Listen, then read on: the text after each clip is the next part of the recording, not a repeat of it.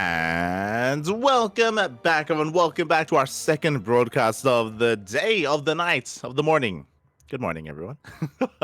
We just wrapped up with some Kung Fu Cup action, and we had an amazing time casting so many amazing players there, but the StarCraft continues on deeper and deeper into the night. We are here with our bi-weekly Polish tournaments. Welcome, everyone, to the House Open Cup number 4. House, even. Number 4.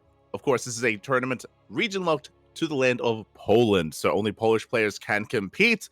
Residents and citizens only. And hey, exclamation mark B in the chat. The bracket is stacked. It's full of amazing players, and we are diving into our first best of 3 of the night into a ZVP. And spawning in the top right-hand corner, top left-hand corner of Golden Aura, we have the Polish Protoss player, the Red Protoss, representing Team Blazer. As a reminder, don't forget the fanfare. It is Krystianer. And spawning in the bottom right-hand corner, we have as opponent, we have the Polish Zerg player representing Team MY, well, Team MY Fixed. It is Snoxtar. Oh, where are we going?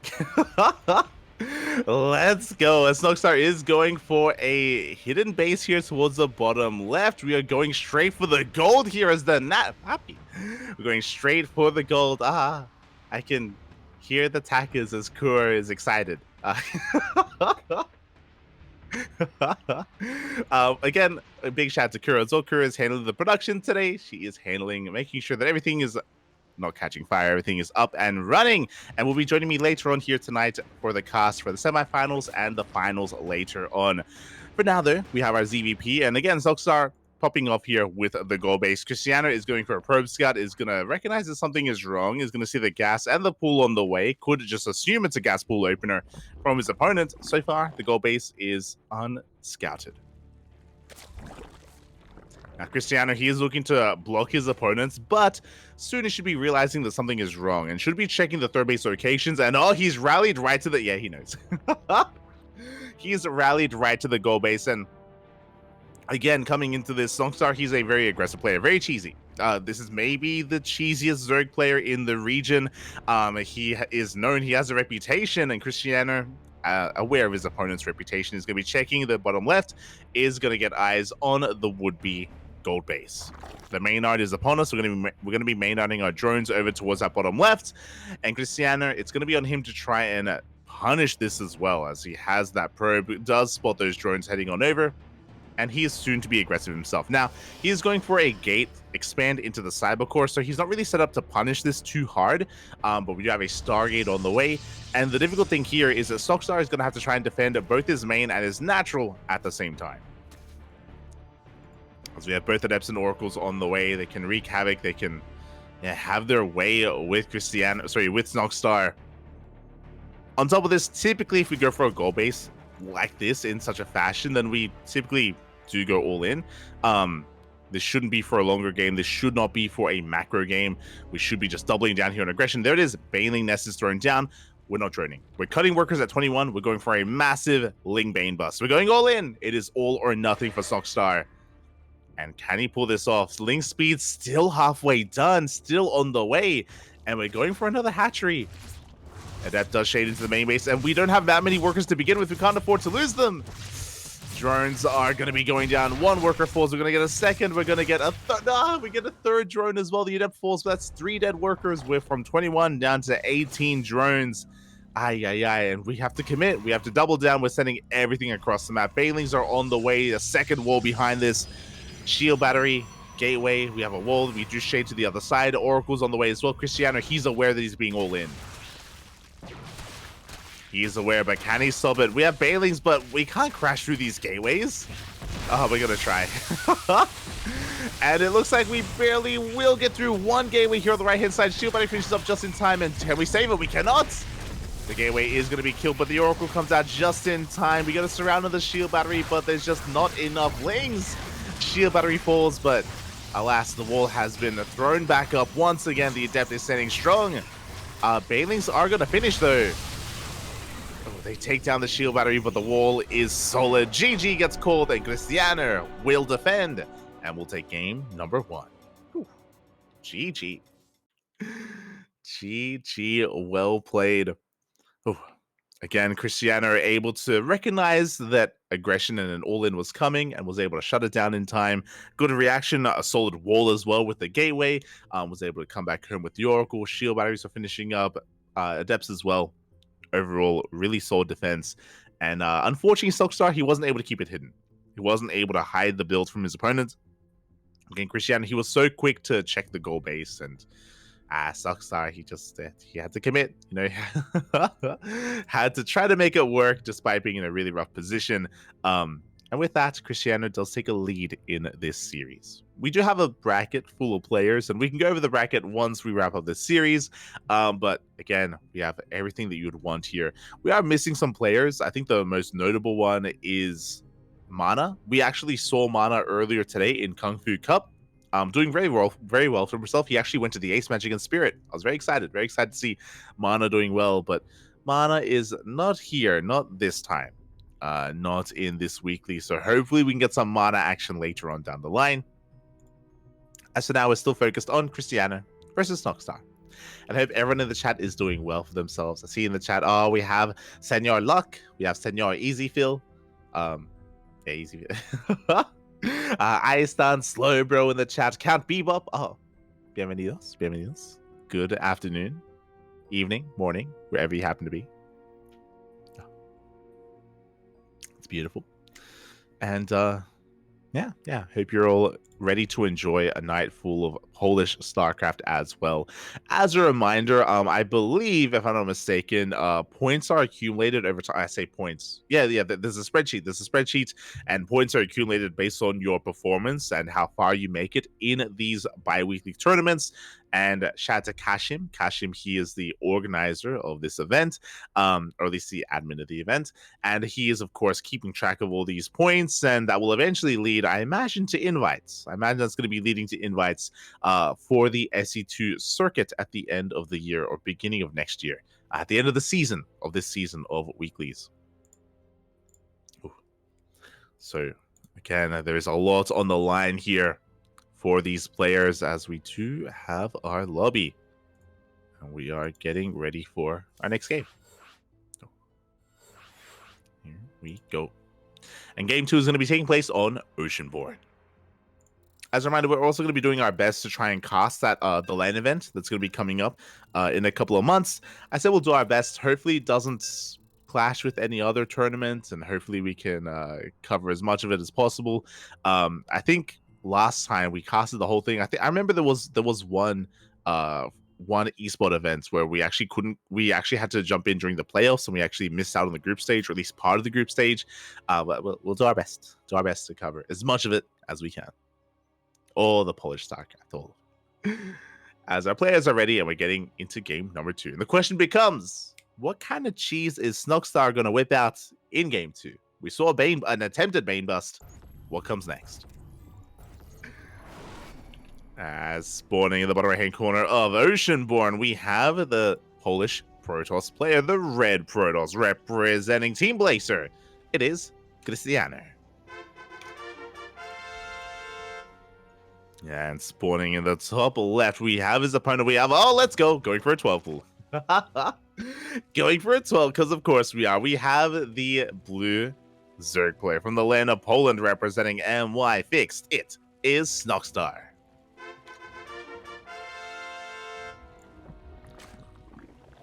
And when it comes to a 12 pool, so usually a 12 pool is a macro build. You make Lings to be aggressive across the map, to force an overreaction, and to transition out of this. But this is not just a 12 pool.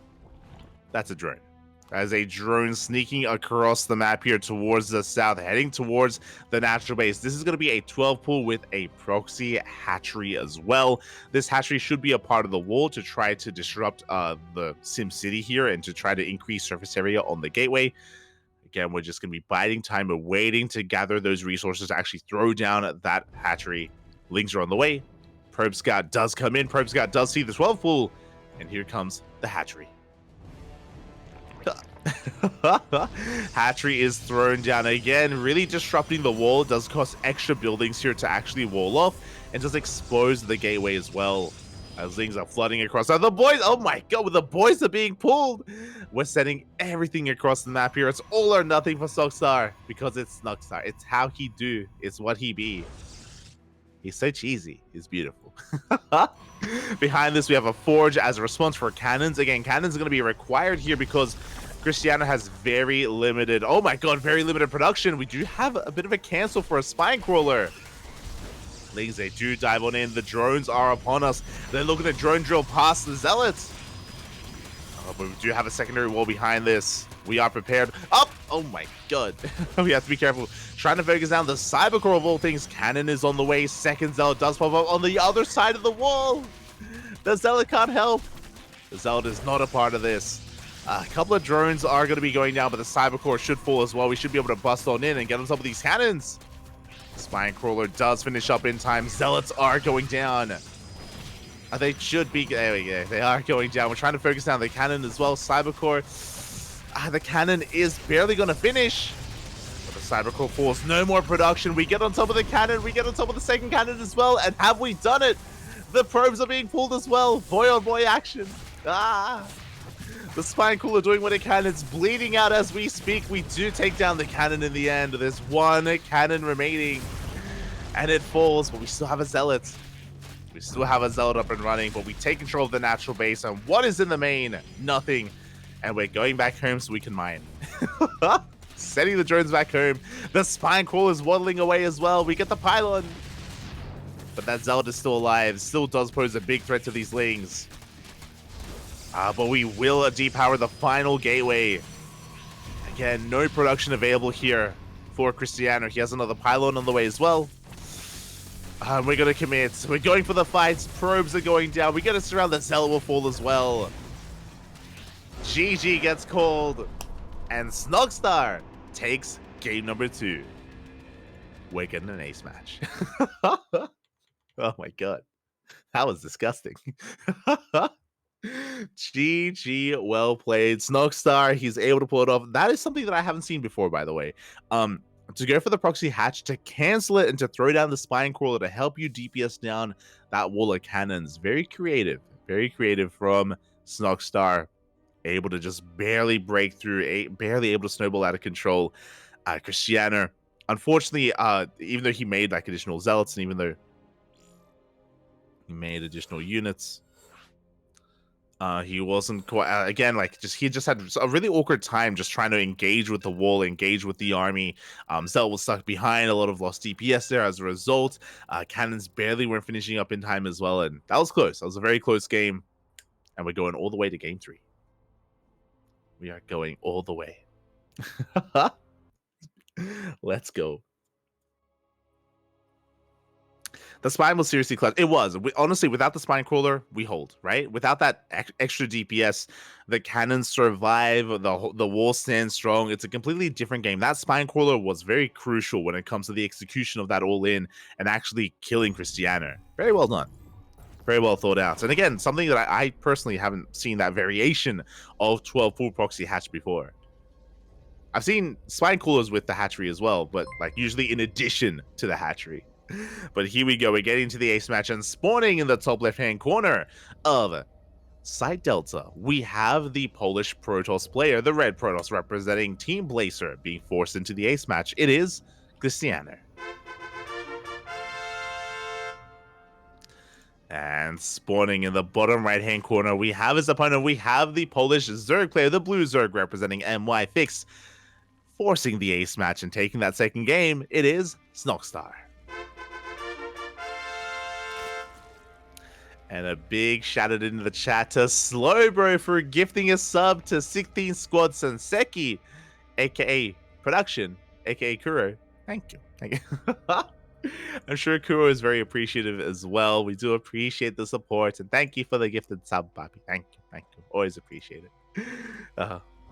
As we are getting into the swing of things here, and for the first time this series, Hatch, Gas Pool, back at home. Standard opener here at a Snoxtar. Krystianer, he comes in for a scout. I'm sure he's doing a bit of a double take. Like, wait, hold up. Is everything at home? Is everything normal? You're crazy. Now, just because the opener is normal doesn't mean we're getting a normal game. we mentioned before, for some context, Snoxtar is arguably the cheesiest Zerg player, the cheesiest player in all of Poland. He is very aggressive. He is not one to go into the late game or even the mid game. That's not really what he does.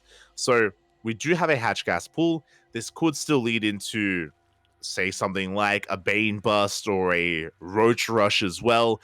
We could waddle the queens across the map. What I will say is that I do think it's very difficult to go for 2 base all-ins on Site Delta specifically. Site Delta is a unique map in this map pool where there's a ramp coming into the natural. We do have a ramp leading into the natural base, as opposed to almost every other map in the map pool where we are on the same elevation when it comes to the rest of the map in the base, and the natural, I should say. So there's an extra added advantage here defensively for Krystianer. High ground is required to break through. Especially if we're talking about roaches, for example.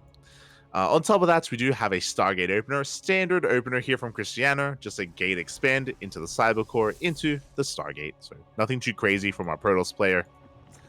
First Adept is moving out, third base is being taken, Link Speed is on the way, and Snoxtar, he's staying in gas. Very important. Snoxtar, usually in a ZVP, you get Link Speed, you pull out of gas. There's no reason to get that gas this early on. This could be for a fast Bailey Nest, fast Roach Warren, or a fast Lair. One of three things. One of three things is coming here for Snoxtar. Which one? Roll a dice. Roll it. I mean, we should have already seen a Bailey Nest by now, so I don't think it's going to be that. So we do have 10 Lings on the way. A lot of Lings, actually, with Cutting Workers here at 26. Adepts have arrived. And so far, they're going to be threatening a Shade into the main base. We commit to the Shade, and we can one-shot Workers. 1, 2 drones go down. And there it is. As soon as the Adepts go down, we have the Lair. So it looks like Snoxtar, he had the gas for the Lair, but he delayed his Lair, waiting to kill that Adept first, just to keep this tech hidden. So this looks like this could lead into a couple of different things. As the Oracle's getting across the map, this could be lead into a Link Queen Nidus all in, but there it is. We have a Dropper-Lord on the way. Overlord speed in production. But the Oracle rocks up, more drones are going down across the map. Lings do knock down that wall. They try to knock it down, but it's solid. We get a recall. Krystianer a little bit paranoid about a Link Flood. Now, because we have Overlord speed on the way, I mentioned before, Dropper Lords should be what comes next. Fun fact, you actually can't morph in Dropper Lords without a Lair. So it should be a Link Flood alongside maybe a Queen drop, or we could even try to go for a Ling drop into the main base. Yeah, you can see here, the Overlords are amassing. They're congregating. They're having a bit of a meeting. They're getting ready. Bit of a huddle before the play. And here we go. The Dropper Lords are amassing. Meanwhile, across the map at the natural base, the wall is sold. A lot of Lings are going down, actually. I'm afraid to look, but looking at the Unisource tab, 10 Lings have already fallen. Krystianer taking his third base. He's still only on 2 gateways. We have a Prism in production. Was a War Prism follow-up, and here we go. We're zooming across the map. We have 3 Queens and nothing but Lings. And with this, we can bypass the wall here at the natural, go straight into the main. There's no shield battery either. There's no overcharge. Things are about to get rowdy. There's no Queens. Drones are going down, and we're just flooding Lings across the map. We do find some of these Adepts. And again, we should be ignoring this position and going straight for the main base, straight for the production even. Oracle across the map comes across the Spore Crawler. And can we pull this off? We're camping the Stargate. But we have 4 gateways. We have 4 gateways behind this. We have Archons on the way. The first Archon gets surrounded. Where are the shield batteries? First Archon does go down. 1 shield battery finishes up here at the natural base, and we're going to be losing a lot of Lings here at the natural. Meanwhile, we bust into the main. Creep is spreading. We don't want to waste the Lings. 8 Lings go down. We try to surround that Archon, but the overcharge is popped. The Queens are getting low. And we ferry even more Lings into the main. We're focusing down the gateways. The Queens, once again, though, they have to be careful. The Archon is going to be saved. Yeah, 1 gateway goes down, another gate as well. The Queen! High energy Queen falls. And you can see the Archons breaking through the army, but we get a surround. But the juggling's too good. The juggling far too good here. Saving those Archons. Yeah, the Lings are being cleaned up. Archons, they just annihilate them. And we do get on top of the tech. Twilight Council goes down. We're rotating over towards the natural base, but Snoxtar, he's droning back at home. Looks like the push has ended. He killed the third base. He crippled the production, killed 2 gateways, a Twilight Council, but the Templar Archive survives. Oh, we're busted. Oh no! We're gonna kill the Overlord! Oh god! The Overlords are being focused down one after the other. We come back in. And we're going for the main. Probes are exposed. Probes are going to be going down. We could maybe even get the Templar Archives as well. The Archon! Archon? The Immortal! The Archon's still alive elsewhere, but the Immortal, it's not going to go down. Ay, ay, ay. It survives. And this was a little bit wasteful here. Snoxtar losing a lot of units. Did not pay off. And back at home, Snoxtar, he's just trying to drone as best he can. Krystianer throwing down his 2 more gateways, so he's still on 4 gates. He shuts down the Queen. Oof. Queens are going down, Dropper Lords as well.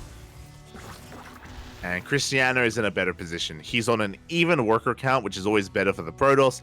He's on 2 bases. He's still maintained most of his tech. He's rebuilding that Twilight Council as well. And he maintains his Immortal count and his Archon as well. So Krystianer, I would say, is pretty far ahead at this point. This was something that had to kill, and it didn't. It did do a lot of damage, but it just was not enough. Snoxtar forced to evacuate his third base. The Archon drop going uncontested. We're going to kill another Queen. Queen is going to go down. We bust into the natural base as well. Drones are falling. Roaches are in production. We can't afford to lose workers. We barely have any to begin with. It's going to be 4 dead workers, a lot of lost mining time. You can see that Snoxtar is trying to transition into 2-base Roach. He is not saturating his third base whatsoever, just focusing on Roach production instead. Now, Snoxtar, he has an opportunity here, as long as he doesn't lose too much. Like, this is the frustrating thing. Like, a player with good control, they can get so much value with these Archons. Like, they've achieved so much already. Oh. Yeah, 3 more drones. Behind this, third base is on the way. Creep is being cleaned up in the main. And against a Roach all-in, we already have how many Immortals? 2. We have 2 Immortals. We have a 3rd Immortal on the way. Archon, sentries for force fields. Now, if Krystianer doesn't throw down the shield battery, he's got a shield battery on the way. Does have a shield battery on the way. He's going to have an overcharge available at his 3rd once the Nexus is done. And here we go. We have our 2nd all-in here from Snoxtar. Now, he has a decent amount of Ravagers across the map.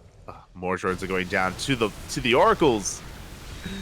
The Vials, they kind of connect, but the force fields are a little bit too good. The Immortals, they bust on through. And Snoxtar is being shut down. GG gets called. Krystianer will survive. He will defend against all the all-ins and take the series at 2-1. GG. GG, well played. There was a lot of potential. I mean, Snoxtar, he did get into the main. He did kill the third base. He was wreaking havoc. But overall, good reactions out of Krystianer. He kept his cool. And the MVPs of that game, the Archons. The Archons, they were popping off. Not just harassing across the map afterwards, towards the end of the game, but even before that, in the defense, they cleaned up so many Lings. They killed so many Queens as well. Archons, alongside a Prism to juggle, alongside shield batteries to support, the Archons just refused to die. And yeah, just really good control, really good defense there out of Krystianer. He does shut down his opponent, and he advances on to the next round. GG, well played. My condolences to Snoxtar, but a really good performance and really entertaining games. Like, I think we can all agree, entertaining matches here from our Zerg player, and he made a series out of it as well. Did make a series out of it. GG, well played. With that, Krystianer advances on into the next round, and we're going to be following him. Now is the time. Exclamation mark B in the chat to have a look at the bracket as we switch our scenes over and have a look at the tournament itself.